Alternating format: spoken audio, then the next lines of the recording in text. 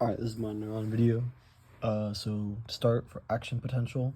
So action potential is when there's negatively charged potassium ions inside the cell and there's positively charged sodium ions outside the cell.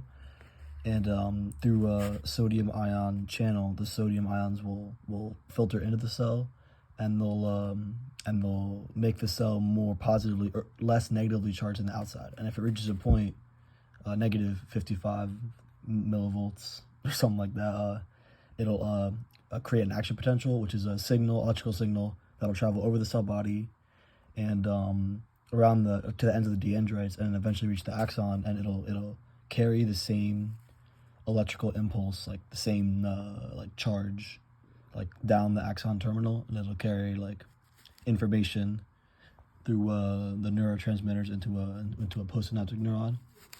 And so the neuron, after it's fired, becomes depolarized, which just means that it's has a less negative charge as compared to the outside of the cell.